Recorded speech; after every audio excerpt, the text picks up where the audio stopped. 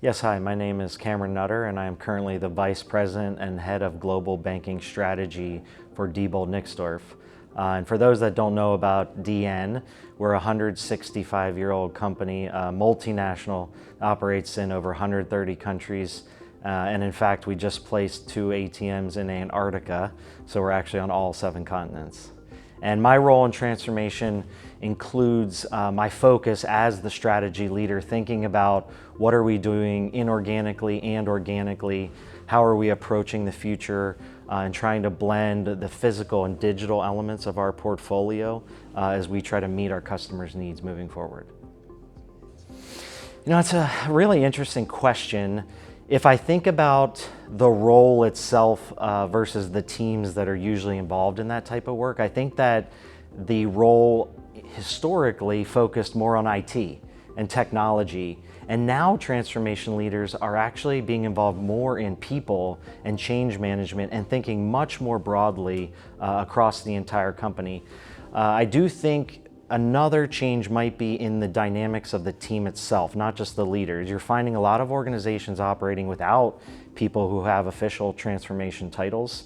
And research has shown that a lot of teams are actually smaller in size, roughly 2 to 5. So I think that we're seeing a scaling down, sometimes for efficiency and cost, and sometimes those teams will ramp up, but the role itself has become broader in what is in scope.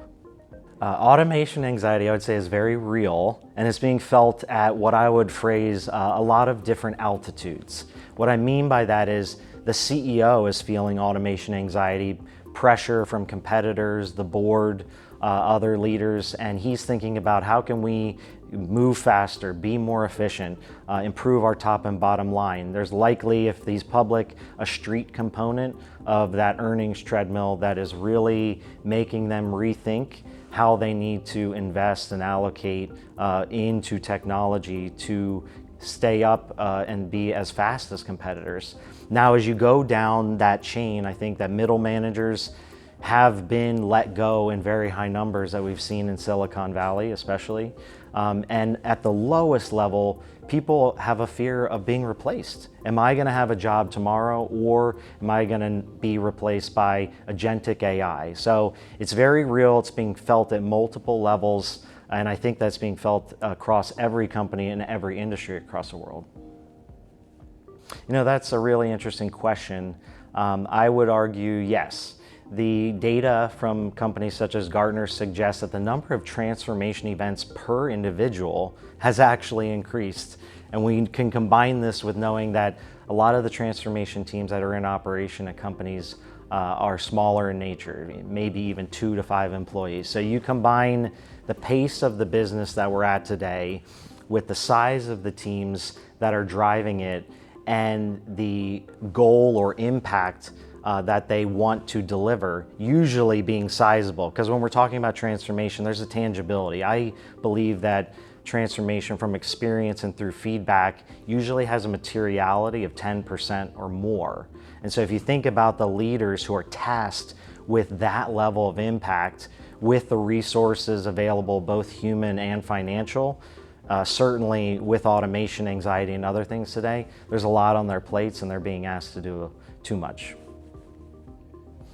So I think in today's world, I've seen a shift in the way that people approach modeling and actually sizing. And I would say, if I were a leader, I would be much more open to a range with a floor that I designate that we should hit, but not thinking that the end all be all has to be to hit an end number. And what I mean by that is that you don't know what's going to happen in the future. So too often we operate in a feeling of certainty about what the outcome is. But in reality, both the data we're using as well as the impact we're trying to drive has some flexibility in it. And so I think that as a leader, good to be able to iterate with your teams, have flexibility. The last component that I would say was something that I saw much more earlier in my career and has changed COVID, but the concept of FaceTime.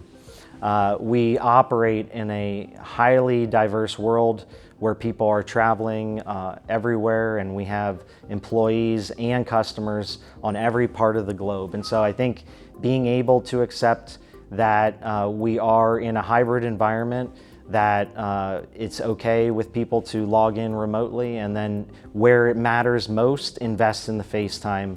But don't put yourself and your organization in a position where you're also spending exorbitant amounts of cost flying people around the world, when in some cases digital means would be just as suitable for some meetings. What motivated me was being in contact originally with one of the planners for this. And originally I was slated to potentially just be a speaker, but the more that we began to dive into the topic, it became apparent that I might have the ability to actually help drive and lead the 3-day conversation. So I've actually been able to play the role of chairman here. And it's been a great opportunity to network and learn with people. And I think that the nature of how this was run sets it apart from other types of events. And it's just much more tight-knit and really great opportunities to connect and develop those relationships. I would say stay positive, but expect problems. It is very rare in most places, whether you're in a different company or a different role, for everything to go smoothly all the time. And knowing that transformation is already an area that is rife with challenges, from timing to costs to delivery. We know that 70% of transformation initiatives fail. On top of that, hearing statistics that 60% may not even start. So a very high failure rate, but if you are able to come in with a positive mindset, almost like an architect, and think about what you're going to do and invest in that planning and go a little bit slower to go fast long term, I think that you'll have more success.